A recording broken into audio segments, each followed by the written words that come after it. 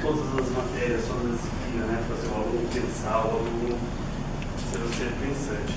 E por que exatamente eu comecei com isso? Eu fui um aluno de jogos de tabuleiro. Joguei damas muito tempo, xadrez, a nível de competição mesmo, disputar campeonato estadual, campeonato a nível federal. Eu percebi que isso me ajudou bastante. E quando eu conversava com os meus amigos, eu via, lógico, tirando os nossos alunos que têm das Olimpíadas, nós temos aqui dois alunos que têm a grande dificuldade de entender matemática, de saber o porquê da matemática. E os jogos de tabuleiro auxiliam muito isso, que eu vou estar explanando um pouquinho aqui para vocês. No meu canal no YouTube, Professor Diego Bueno, eu faço tanto aulas de matemática, né, que eu gravo com os meus alunos em sala de aula, como a dinâmica que eu usei para usar o recurso tecnológico. Então, professor, você não grava no final da aula aqui para a gente conseguir resumir, eu coloco lá no canal. E agora estou começando a colocar xadrez pedagógico, que muitos pais de muitos amigos que têm crianças pequenas, querem ensinar o filho a jogar xadrez. Mas do jeito tradicional, como os grandes mestres ensinavam antes, ou as pessoas que trabalham com rendimento, coloca todas as peças aqui no tabuleiro, expõe as peças no tabuleiro e fala, ó, a torre andando na horizontal, na vertical, o bispo andando na diagonal, o cavalo anda em L, duas para frente, uma para o lado, a dama imita a torre e o bispo, o rei uma casa por vez, e os peões andam só para frente. E agora vamos jogando que eu vou te ensinar, é muito complexo para a criança. Então aqui o que a gente faz? O que a gente pede para as crianças fazerem um problema. Está com um problema lá, que uma pomba avista um livro, uma certa distância, a outra pomba no outro prédio avista um livro. Professor, mas eu não sei o que fazer, a gente segrega o aluno para o problema. Separa em pequenas partes. E é mais ou menos o que eu faço com o xadrez pedagógico, tá? Que eu segrego, eu vou estar mostrando para vocês algumas didáticas e como eu uso isso em sala de aula, alguns conteúdos específicos, tá? Equação, função, PG, e aí vai. Primeiro, professor Diego Bueno, sou especialista, trabalho na Escola de Verde Socorro, estou terminando o mestrado aqui na Unicamp, tenho dois amigos aqui, três, tenho o prazer de fazer mais um mestrado. Que eu falo um pouco da minha cidade. Para quem conhece Socorro, eu falo que é um paraíso próximo da capital, sempre gosto de falar de lá, sou um filho da terra, tenho orgulho de... Não sou nascido lá, sou nascido em São Paulo, mas adotei a cidade. Aqui é uma escola que eu trabalho, escola particular, também tenho uma escola municipal, uma escola que tem todo o ambiente, né, voltado ao verde, a parte de ecologia. Convido a todos para quando passarem em Socorro visitar. Aqui foi um festival que eu fiz, coloquei o nome de Zuleika Jung, que é o nome da minha avó, em homenagem a ela, que foi uma pessoa que me motivou muito. Não existia xadrez na cidade de Socorro, quem conhece Socorro, cidade de Socorro, a Unicamp, estava tentando negócio, a Unicamp é maior que a minha cidade, pelo menos em população com certeza, né? E não tinha xadrez, eu comecei a brincar, ensinar com as crianças, voluntário. Apareceu, no primeiro torneio apareceu 72 crianças para disputar. E nós sabemos aí que muitos estudos falam da importância disso, né? Você, em idades mais tenras, conseguir que as crianças tenham gosto pela habilidade de resolver problemas, né? Para jogar xadrez, tem que ter gosto pelo trabalho mental. E você tem que despertar isso na criança muito cedo. Porque se a pessoa não tem gosto em resolver em ter o trabalho mental, né? Quando fica mais velha, ela continua não tendo esse gosto. Ah, não gosto de jogar isso não é pra mim. Quantas pessoas você não consegue imaginar que você fala, olha esse problema, que eu gosto muito disso, né? Meu pai me motivou muito disso.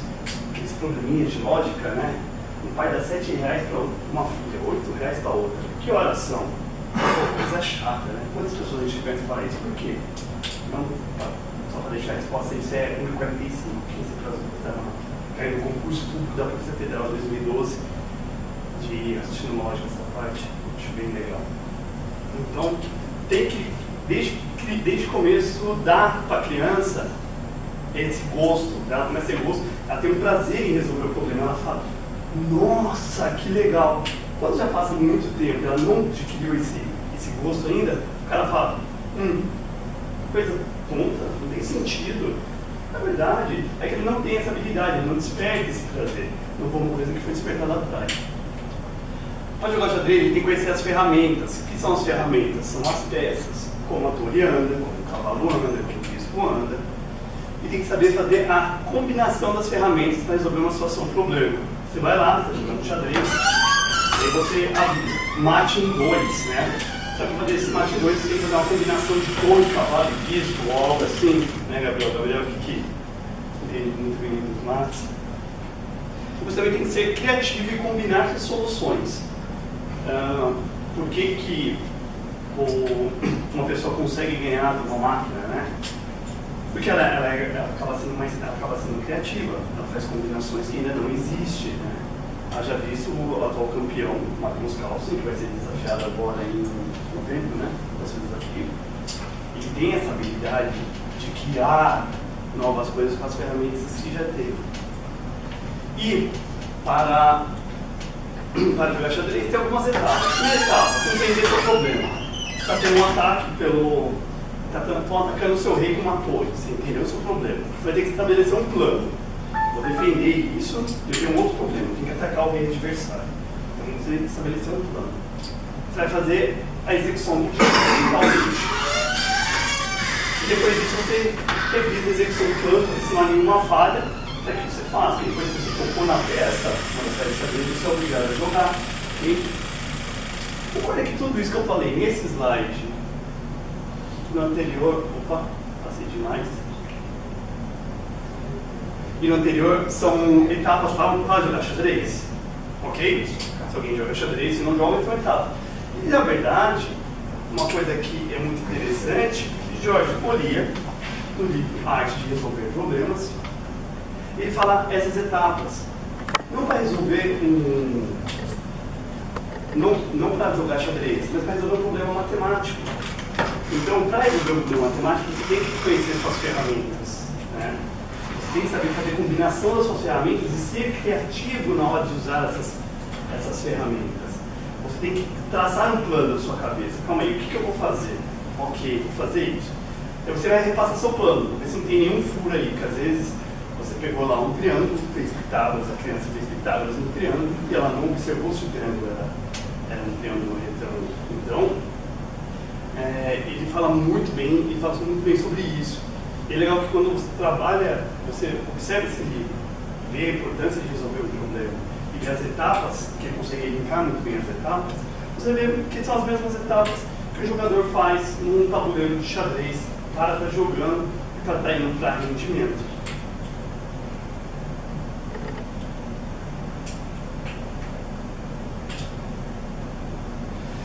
Por quê? Eu vou dar um exemplo aqui.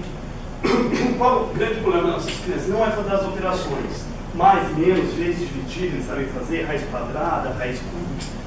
Mas às vezes é ler um problema e resolver corretamente. Porque muitas vezes o que eu vejo com os meus alunos, vários alunos, lê o problema e pega os números e faz a operação com aqueles números. E eu dei esse exemplo aqui, vou falar para vocês, eu apliquei em sala de aula. E foi engraçado a resposta, porque os alunos, eu falo para eles que é sabendo, né, velocidade, alguma coisa assim. Pergunto para meus alunos, um vaqueiro tem 12 vacas, todas menos 5 morreram. Morrem, todas menos 5 morreram. Desculpa. Quantas vacas sobreviveram? Os alunos fazem 12 menos 5, 7. 7, professor, e teve várias respostas assim. Então o que acontece? O aluno viu que o vaqueiro ele tinha vaca e elas morreram. Pegou quantas vacas tinha, pegou um outro número qualquer que ele não leu a informação por completo, e ele fez 12 menos 5, 7. Daí eu falo para eles virem a folha, né? Eu começo a conversar com eles, depois eu falo assim, gente, olha isso, daí isso. Eles observam com uma grata surpresa que realmente a resposta já estava aqui. Todas menos 5. Então quantas não morreram? 5. Então, eu acredito que não só eu, mas acredito que todos vocês, nós temos alunos geniais que estão aí disputando a Olimpíada, nós também temos aqueles alunos que precisam de um olhar matemático, né, que ainda não despertaram esse prazer. Então, até uma coisa que o Polier fala, eu não tenho falado deles exatamente, mas ele fala assim, é uma tolice você responder um problema que você não entendeu. E às vezes, muitas vezes, eu pego os alunos colocando as fórmulas, pegando os números, substituindo nas fórmulas. Peguei esses dias o aluno fazendo Bhaskara, né? E ele não sabia o que ele estava fazendo. Ele está respondendo uma coisa que ele não entendeu ao certo. Falou, vamos voltar, vamos fazer um passo atrás. Eu acredito que o jogo nos auxilia muito nisso. Esses aqui são alguns jogos que eu inicio, mas é só por diversão mesmo, tá? Ele trabalha com noção de reversibilidade. O primeiro é Gato e Rato, tem lá no meu canal, se vocês assistirem, ele é o primeiro vídeo no meu canal. Com criança a partir de 4 anos você já consegue fazer isso, que é bem legal.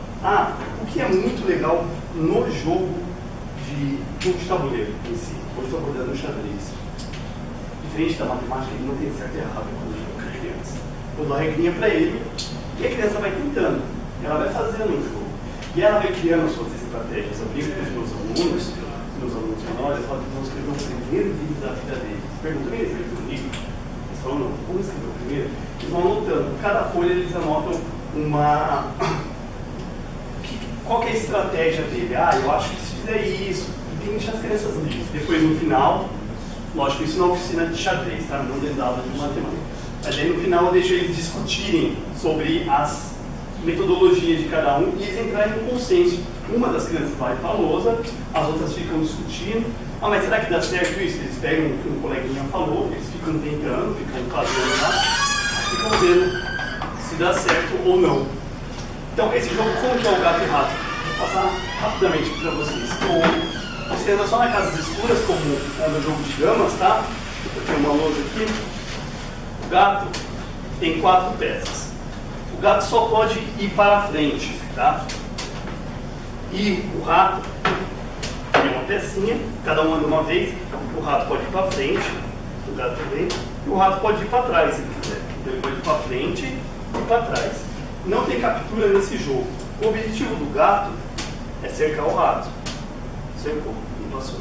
E o objetivo do rato, como ele pode ir para frente e para trás, é conseguir passar pelo gato. Porque o gato não pode ir para trás. Ele passou, ele ganhou. Isso aqui eu indico para crianças a partir de 4 anos. Você já pode estar brincando, sobrinho, filho, o que vocês quiserem. E esse daqui já é um jogo peão contra peão. É o segundo jogo que eu passo meus alunos numa oficina, tá? O peão anda normalmente como anda no xadrez. Na primeira casa, ele pode dar o salto duplo, que ele anda 2 casas. Depois, ele vai andar uma casa só. O peão só anda para frente. E para capturar, o peão captura na diagonal. Falei da regra do peão. Expliquei a regra do peão e eles vão ficar jogando esse jogo aí por mais 1, 2 semanas aí. Vocês vão perceber, falando um pouquinho sobre a oficina de xadrez pedagógico, meus alunos demoram em média 6 meses para jogar o tabuleiro todo de xadrez. Nossa, professor, mas é muito tempo para jogar xadrez? Não, porque o meu objetivo não é ensinar xadrez para essas crianças. O meu objetivo é uma oficina de jogos. Então, eu começo com o jogo confronto de peões. Você não está jogando xadrez, você está jogando confronto de peões. Como depois você está jogando vários outros problemas. E aí eu vou começando. Daí algo que eu posso fazer, eu faço em sala de aula, eu fiz isso aqui com o 6º ano. Eu lecionava para o 6º ano, o pessoal já sabe um pouquinho de xadrez, tá? Ou a turma já passa por xadrez. Checkmate as situações. Primeiro, eu passo para eles um diagrama simples, tá? Como que a dama branca joga e ganha, mate em 1. Eles têm uma folhinha ali, depende da turma, né? Tem turma que eu dou só 4 probleminhas, tem turma que eu consigo dar 10, 15 problemas. Mate em 1. Daí quem não sabe xadrez senta junto com quem sabe, eles fazem junto isso daí. Ok. Então daí eles percebem que se você jogar a dama aqui na casa E7, você aplica o mate, certo? Se caso eu errar alguma coisa de mate aí, por favor, me ajude, porque às vezes, né, você também da palestra, você E7 ele aplica o mate. Ok, fizeram todo o matinho. Agora eu recolho, né, vou corrigir, um corrige do outro, tem que fazer isso bem rapidamente. Eu corrijo na lousa, né, questão coletiva.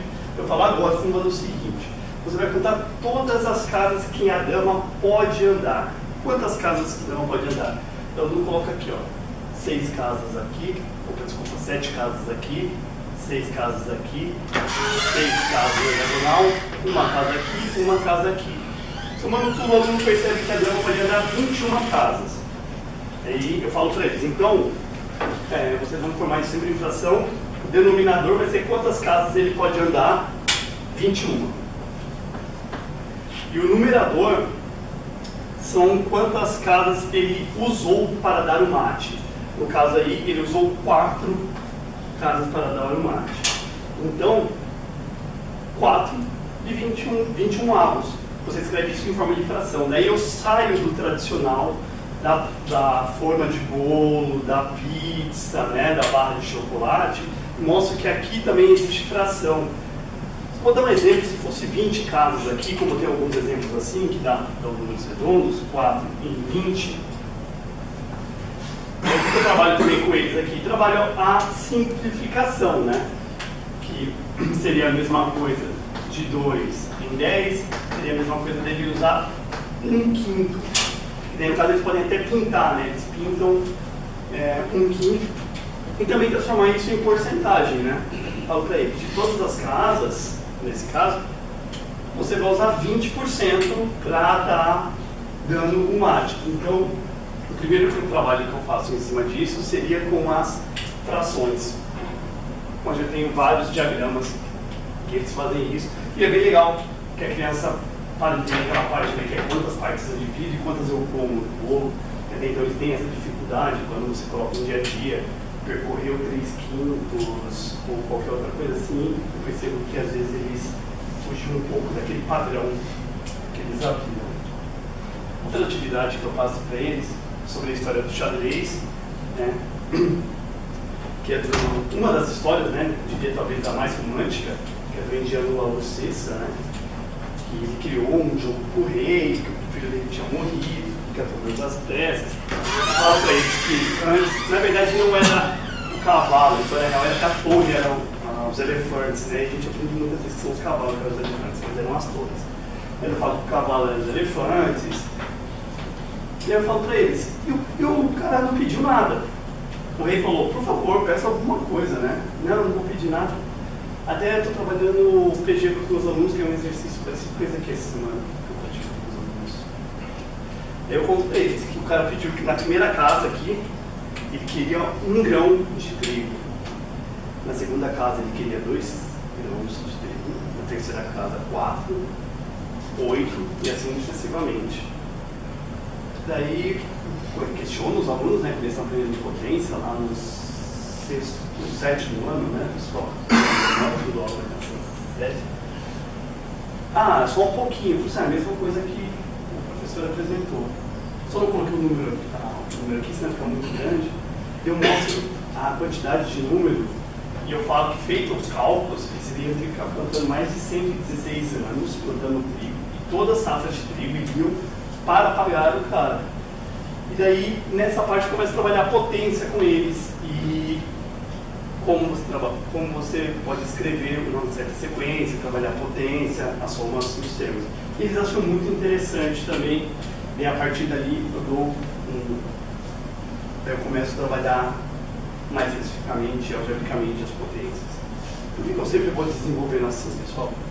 Porque eu acredito, como o Polia fala, o aluno tem que ter uma motivação para fazer isso, ele tem que ter um certo interesse.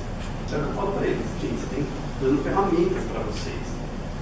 Quem já não ouviu falar, professor, mas eu nunca vou usar isso na minha vida. Então, bom, tudo bem, às vezes não, mas você vai combinar essas ferramentas e vai conseguir usar. Então, para iniciar o conteúdo, eu faço isso. Eu sei que não dá para a gente ficar trabalhando isso toda vez, a gente tem muito conteúdo para trabalhar, muita coisa, mas pelo menos para despertar a atenção do meu aluno. Depois disso, vamos lá para a lista de exercício, vamos lá para a conta, vamos lá, né? Porque a gente tem muita coisa para trabalhar. Uma outra coisa que eu faço, daqui foi uma didática que eu criei, é descobrindo a peça. E o que eu percebi? Quando eu trabalhava essa relação granífica com os meus alunos, eles tinham grande dificuldade de entender isso. E eu sempre me perguntei por que, quando outro assunto também, não vou falar aqui, mas é de log, eu sempre me pergunto por que tanta dificuldade nisso, né? E isso foi uma didática que eu criei. Como você realizou, aqui vai ser uma relaçãozinha. Eu estou mostrando as casas que estão ocupadas. Então, eu posso escrever tanto dessa maneira, Eu estou jogando xadrez com uma pessoa, posso escrever tanto dessa maneira. Ah, mas é uma maneira difícil, professor. Não, ok. Isso antes de entrar no assunto, tá, pessoal? Uma introdução ao assunto. Ou eu posso escrever assim, que nós podemos chamar de par ordenado. Casa B3, casa B5, casa C2, casa C6, vou botar parênteses aqui, desculpa. Casa E2, casa E6, casa F3 e casa F5. Eu dou uma folha para eles com várias relações assim, e depois eu dou uma folha, vai ter noção de função, eu dou uma folha vazia, um tabuleiro vazio. Eu falo, o que vocês vão fazer agora? Vocês vão marcar qual é o alcance, aonde que essa peça está alcançando, né? Eles vão marcar, ah, essa peça pode alcançar a casa C6, pode alcançar a casa E6, B5, F5, B3, C2, E2 e F3. Ok. A peça não alcança todas essas casas, eles vão descobrir a peça. Que peça que está alcançando, que peça que pode alcançar essas casas? Daí os alunos vão ficar analisando para eles falar, professor, é um cavalo que está localizado aqui na casa D4. Então eles começam a ter essa relação. E depois que eu faço essa atividade com eles, não dura mais aí que 20 minutos, melhor, eu faço o contrário. Eu dou o diagrama montado para eles, com as peças, com as casas que eles estão alcançando, e eles vão ter que escrever como relação bionívoca e como par ordenado, quais são as casas, e escrever que peça que é. Faço isso com o rei, com a dama, e nos surpreende que dá para a gente deixar isso bem complexo, dá para a gente ter alguns casos bem complexos. Esse aqui é um caso bem simples, quando a gente faz combinação de duas peças, né? Elas atingem todas essas casas. Ah, não pode ser uma peça só, tem que ser duas peças. Tá? Isso ajuda muito o aluno nesse discernimento dele de por que resolver o problema ou como resolver o problema, pensando naquelas etapas. Outro jogo que eu passo para eles, na Batalha Naval, esse aqui eu passo no 6º ano, quando a gente vai começar a trabalhar com o plano cartesiano. Faço o tabuleiro, eu expliquei para eles que cada um tem uma casinha, né? Tem as casas, e você vai ter que colocar uma dama, uma torre, uma dama, duas torres, 2 bispos, 2 peões, um cavalo, 2 cavalos e um rei nesse tabuleiro. Tem algumas regras para você poder colocar dama, esses são exemplos que você pode colocar. Você vai colocar uma dama aqui, depois 2 torres, 2 bispos, 2 peões, 2 cavalos e o rei. Você coloca 5 reis. E cada vez que a criança, eu faço 3 lances, vou falar 3 lances, né? Eu falo B2, C3, C4. Não, eu falo B2. Eu falei B2, jogando eu com o meu colega fala assim, ah, você acertou a torre. E se eu acertei a torre aqui na B2, lógico, eu vou ter que pensar, ou a torre vem pra cá, são 4 peças ligadas, ou ela vem pra cá, ou ela tem uma pra cá e 3 pra cima, ou uma pra cá e 2 pra cá. E aí eles vão tentando fazer, eles vão se divertindo aí com o jogo, para ter uma noção de equações no final do 7º ano, 8º ano, eu trabalho com equações, e os alunos fazendo o mesmo processo que eu vou fazer aqui na balança. Qual que é o processo? Subindo o valor das peças. Eu dou uma tabela de ponto, cada peça tem uma pontuação, e eles vão ter que descobrir a peça desconhecida. E eu falo para eles que equacionar é igualar, ou igualar é equacionar. Depois eu vou ter um x aqui, y de valores que eu trabalho também, vou mostrar. Por exemplo, eu pego uma dama de um lado e um peão. E eu falo que é igual a torre. E mais uma peça que eu não conheço, que no caso eu posso chamar de x para os alunos, quando a gente está dando as atividades mais tensas, né? Eu falo assim, ó, primeiro passo, como você vai fazer para resolver isso aqui? Uma balança, né, de gastos, você tem que deixar sempre igualado. Ok, professor. Professor, primeira coisa que ele fala assim, ah, professor, posso tentar trocando a dama aqui, porque a dama, volto lá atrás, a dama acho que deu valor de 10 ou 9, vamos supor que deu valor de 10 para a dama, 9 para a dama. Então a dama vale uma torre, dei valor de 10 para a dama, uma torre e 5 bispos, é o mesmo peso da dama, ok? Primeiro passo, eu tentei bolar uma estratégia, isso com as crianças menores, tá? Depois vai ficando mais fácil. Eu faço, e agora? Se eu tirar uma torre de um lado e uma torre do outro, a minha balança continua equilibrada. Então eu tiro uma torre de um lado e tiro uma torre do outro. A balança continua equilibrada. Ele fala que o x é igual a, ele vai contar lá, né? Tem 5 peões. Mas o x, quando é um ponto de interrogação, é uma peça só. Se for 2 pontos de interrogação, são 2 peças, e assim vai. O x vale 5 peões, mas não pode, tem que valer uma peça só. Então 5 peões eu consigo trocar pela torre. Então daí a criança sabe que o x vale uma torre. Depois eu vou fazendo vários assim, ele vai lá equacionar e eles vão criando, eles têm a folha dele, eles vão criando e vão fazendo, e cada um vai criando seu artifício. Não tem, assim como no jogo, nessa hora da matemática não tem certo nem errado, tem aceito e não aceito, né? Porque não está errado, você vai demorar mais, depois eles compartilham. Por quê? Depois que eu fiz todo esse trabalho, daí eu vou lá para a equação.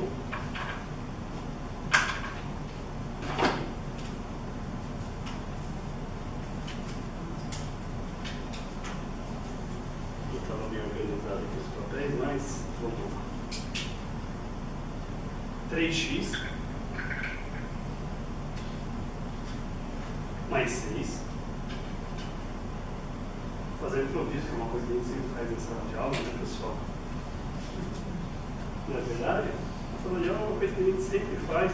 Preparou aquela aula, deu certo o projetor, ou o aluno perguntou uma coisa que você não esperava, você vai ter que improvisar na hora. Fala, nossa, como que eu vou dar essa demonstração? 3x mais 6 é igual a 21. Eu escrevo isso na aula para eles e falo para eles, usem a sua estratégia, que às vezes eles já discutiram com os colegas qual é a melhor estratégia. Ele fala assim, opa, então o que eu posso fazer? E isso eu passo para os meus alunos no 8º ano, eles vão fazer. Nós chegamos no 9º ano, eles já vão fazendo automático. Eles passam para lá e trocam o sinal, porque eles já sabem por quê. Eles falam, professor, tiro 6 de um lado, tiro 6 do outro. Ok, se eu tirar 6 de um lado e tirar 6 do outro, minha balança continua equilibrada.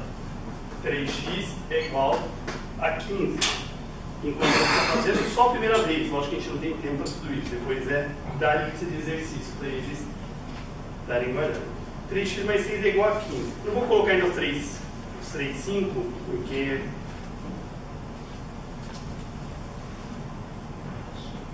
x mais 6, eu falo que 3x vale 15. Ok, 3x vale 15. Lógico que eu estou descobrindo isso. Qual é o próximo passo agora, pessoal? Daí, uma coisa que o Paulinho fala no livro dele, sempre tem que olhar para o final, para não fugir do meu objetivo. Qual é o meu objetivo? Descobrir o valor de 1x só. Ok, quero descobrir o valor de 1x só. Como que eu faço para isso? Poder virar um x só? Divido por 3. Você divide por 3 de um lado, divido por 3 do outro. Então, se eu dividir 15 por 3, cada parte vai dar 5. Se eu dividir o x em 3, vai sobrar um x só. Daí nisso eu cheguei que x é igual a 5, que é o meu objetivo. Mas para que isso, professor? Se eu sistematizar, fazer o aluno decorar que passa para lá as provas, senão não fica muito mais fácil? Fica, gente. Com certeza, a gente fazer o aluno decorar e seguir em frente fica muito mais rápido. Mas lá na frente, a gente vai trabalhar a racionalização com o moleque. O moleque não entende por quê. Ele não entende o valor da multiplicar embaixo por raiz de 2, em cima por raiz de 2. Então, fazer o aluno entender, no meu ponto de vista, no ponto de vista também, é trazer o aluno mais perto para a matemática. É nós mudarmos esse muro que tem de pessoas que acham que matemática é um monstro de cabeça, para ver se não, é algo até legalzinho. Mas não é minha área, mas é legalzinho. Então, esse é um processo que eu faço em sala de aula. Até tem uma aula gravada sobre isso daí das equações, do porquê que os alunos eles gostam bastante. E uma grande dúvida que eu tinha antes de começar a fazer todo esse processo com jogos é o seguinte, acho que todos os professores aqui que trabalham na escola particular têm material apostilar. Vou dar tempo de concluir o material. Quem não chega aí no último trimestre falando assim, não sei se vou dar conta de cumprir o meu material. Grata surpresa eu tenho, gente. Estou falando que assim, eu não sou um teórico, sentado atrás da mesa, escrevo um livro e falo, ó, faz isso em sala de aula que é bonito, é colorido, cheio de borboleta e coraçãozinho. Não, galera. Eu estou em sala de aula, falo com vocês, dou aula 3 períodos aí, sabe que ser professor hoje é isso. Eu perco um tempo maior na explicação, não faço meus alunos decorar, eu perco um tempo maior na explicação. Mas o que eu ganho depois, com os meus alunos andando pela própria perna, eles discutindo entre eles e criando novos métodos, novo mecanismo, é incrível. É incrível. Eu tinha um vídeo, assim, eu perdi quase a qualidade dele, os meus alunos decorando aprendendo a velha regra de 3. Eu fiz um vídeo disso, porque eu ensinei uma sistematização dos alunos. Primeiro eu mostrei como que era, criei tudo isso, depois eles criaram a sistematização deles. Apareceram 9 maneiras diferentes de resolver a regra de 3 em sala de aula. Cada um, eles davam o nome deles, né? Ah, esse é o método do Henrique, esse é o método da Júlia. Ótimo, pessoal, que é isso, né? E eles começam a criar um caminho. Então, para eles começa a fazer sentido. Porque a matemática, até, assim, acho que foi o Poli falou isso, ou deve, não pode ser como uma receita de bolo, né? Você pega 3 ovos, você pega 3 açúcares, não sei o quê. Porque para quem nunca fez bolo e não entende, pô, não tem nada a ver, o bolo é ruim, o ovo cru é ruim, né? Vou fazer com tudo isso. Só que o bolo você consegue provar lá no final. Você consegue explicar o bolo, pô, ficou legal, funciona, então eu vou seguir isso. Só que o aluno que não entende, ele pega essa metodologia, pega valores algébricos qualquer, vai jogando, e depois ele chega no resultado. Ah, ok, mas ele não entende que esse resultado está dando a veracidade a algo que ele queria provar. Depois, uma atividade que eu fiz com eles é os encontros dos monarcas, onde eu trabalho o princípio fundamental da contagem, porque no xadrez um rei não pode chegar perto do outro. Isso aqui é bem legal quando a gente precisa dividir o princípio fundamental da contagem em casos, né? Então tem um rei branco e um rei preto. Vou colocar os 2 reis e um não pode chegar perto do outro. Quantas maneiras diferentes eu posso dispor esses meus reis, né? Isso daí tem várias apostilas, eu já vi esse tipo de exercício. Eles começam, eu começo a trabalhar junto com eles, e eles começam a ver, vamos ver o primeiro caso. O primeiro caso é se o rei estiver no canto. Se o rei estiver no canto, tem a casa do rei e outras 3 casas que o rei não pode pegar. Mas as outras 60 casas ele pode. Isso acontece 4 vezes, por causa dos 4 cantos. Eu faço 4 vezes 60. O outro caso que eu tenho, que é o segundo caso, o rei branco na borda do tabuleiro, porém não no canto. O rei branco na borda do tabuleiro, e tem 6 casas que eu não posso ocupar, né? Daí vai ser, eu vou fazer 64 menos 6, sobra 58 casas. Como na borda do tabuleiro, eu tenho aqui 6 bordas, mais 6 aqui, mais 6 aqui, mais 6 aqui, eu tenho 24 bordas. Cada vez que ele está numa borda do tabuleiro, eu tenho 58 possibilidades, vou fazer 24 vezes 58, que são maneiras de combinar esses reis aí. Ok. E tudo isso provando para eles aqui no tabuleiro. Se cada vez tiver... mas e se? Que sempre aparece o aluno para falar e se. Não, vamos lá, vamos colocar aqui. Depois do último caso, o rei branco fora da borda, né?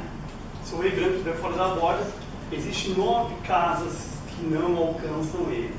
Então, eu tenho 64, eu vou tirar 9, né? Vou ficar com 55 casas para o outro rei não trabalhar. Como eu estou trabalhando fora da borda, que daí é um tabuleiro de 6 por 6, eu tenho 36 casas. Eu vou fazer 36 vezes 59, vou ver a quantidade de 36 vezes 55, desculpa, ver a quantidade de possibilidades que tem no rei. E daí, eles vão lá e dão uma resposta, a resposta é tal. Né? Eles têm toda essa conta e falam para eles, mas vocês parar para pensar o seguinte, quando esse rei branco está aqui, esse rei preto não pode estar aqui no canto, então já aconteceu uma posição semelhante. E se não tivesse as coisas dos reis, eu começo a trabalhar em cima deles, o princípio fundamental da contagem. E eles conseguem entender e trabalhar muito bem esses exercícios. Outro que eu falo para eles é sobre o caminho do monarca. O rei está na casa E1, e tem que chegar até a casa E8. Quantas maneiras diferentes posso fazer com quem trabalhar? Quando trabalho com criança, elas só pintam 5 maneiras diferentes, tá? Depois a gente vai conversar sobre isso, mas quando eu trabalho lá com o ensino médio, eles vão falando, ó, essa pode ser uma possibilidade, e eu apresento várias outras possibilidades. Eles percebem, assim, gente, vamos observar um padrão. Eles falam o seguinte, cada vez que o rei vai para a direita, uma vez que ele vai para a direita, ele tem que voltar uma vez para a esquerda, porque é de frente, né, é a mesma casa. Então, a gente vê as possibilidades. Ele pode ir uma para a direita, uma para a esquerda, e as outras 5 restantes só subir reto. Ele pode ir 2 para a direita, 2 para a direita, 2 para a esquerda, e as outras restantes subir reto, tá? Só para cima. Ou então ele pode ir tudo para a direita, 3 para a direita, 3 para a esquerda e subir uma reta. Divido nos casos. Eu falo, o que a gente quer fazer agora? Daí eu vou trabalhar com eles permutação com repetição. Eu falo que nós podemos separar os casos como sendo direita, esquerda ou cima. Quando ele só continua na próxima casa de cima. Eu trabalho as 3 maneiras, os 3 casos diferentes. Dentre esses 3 casos, trabalho com permutação com repetição. Esse daqui é um enigma que eu gosto de passar para os meus alunos, coloquei lá no meu canal, é o enigma mais antigo de matemática, de xadrez, ele foi criado em 1512 por Paolo Fiore Guardini, conhecido como Guardini. Você tem que fazer os cavalos pretos vir para o lugar dos cavalos brancos, os cavalos brancos vir para o lugar dos cavalos pretos, fazendo com o movimento do cavalo. E eles vão tentando. E eu mostro para eles que você consegue sistematizar isso. Lógico que isso aqui é só título de curiosidade, aula de resolução de problemas somente. Por quê? Porque eu vou trabalhar com grafos nisso. Posso numerar a casa como sendo 1, 2, 3, 4, 5, 6, 7, 8, 9. Daí eu consigo ver que o cavalo da casa 1, ele vai para a casa 8, depois ele vai para 3, depois ele vai para 4, 9, 2, 7, 6. Depois 1 de novo. Ele começa o mesmo ciclo. Então não consegue enxergar esse ciclo. Ele enxergando esse ciclo, né? Onde ele consegue criar o gráfico dele. Daí ele fala, eu não quero fazer o branco em lugar de preto, preto em lugar de branco. Eu faço eles rodarem uma vez. 1 vem para o 8, 3 vem para o 4, 9 vem para o 2, o 7 vem para o 6. Depois roda de novo.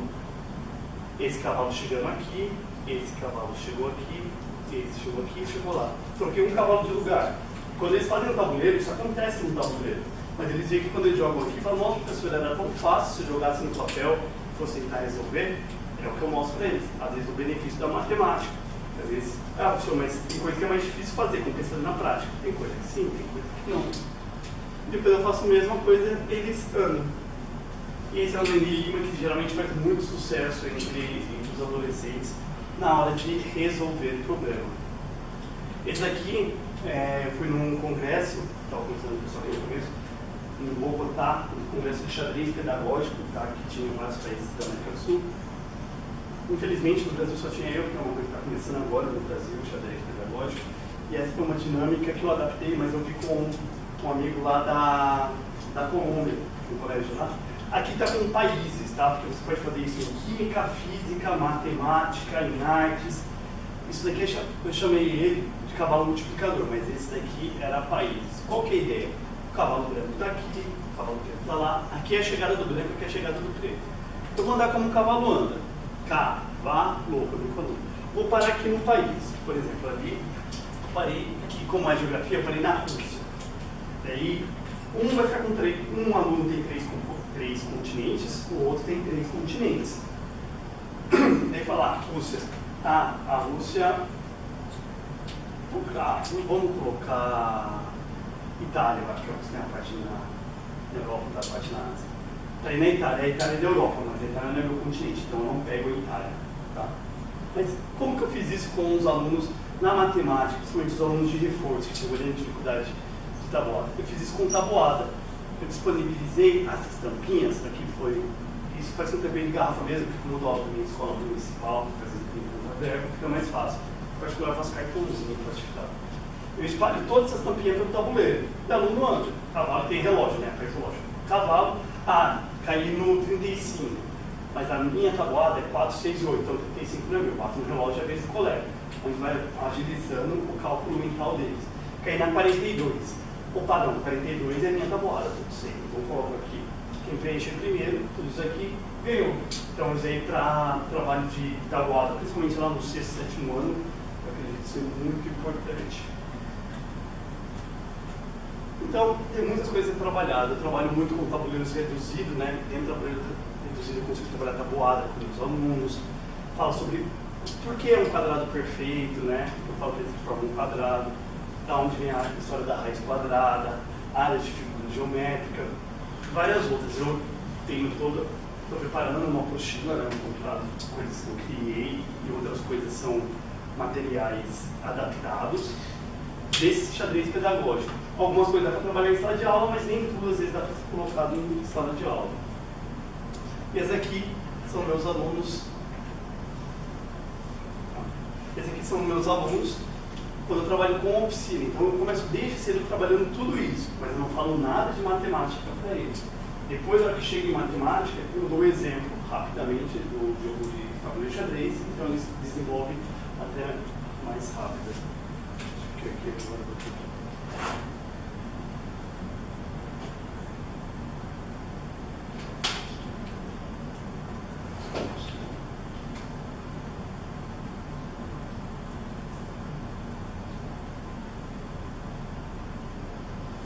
Aqui são eles trabalhando na sala de aula.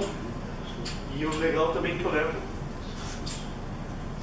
eles até para fazer a mesma coisa na quadra, quase todas essas atividades, se não todas as atividades eu consigo fazer na quadra com eles. E aqui numa escola municipal também eu estou fazendo o trabalho do plano cartesiano, que é a batalha naval com os meus alunos.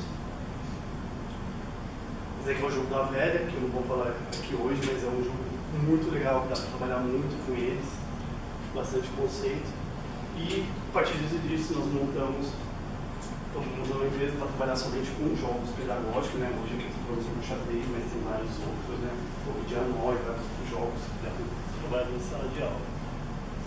Pessoal, é isso. Espero que tenha sido muito interessado, espero que minha palestra tenha sido pelo menos um pouco interessante para vocês, que possam completar.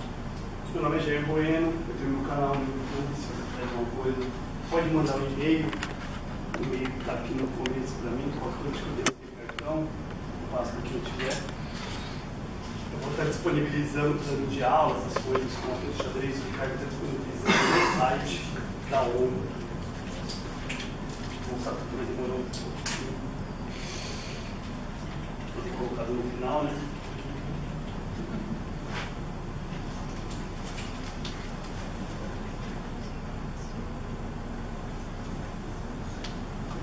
Chegando.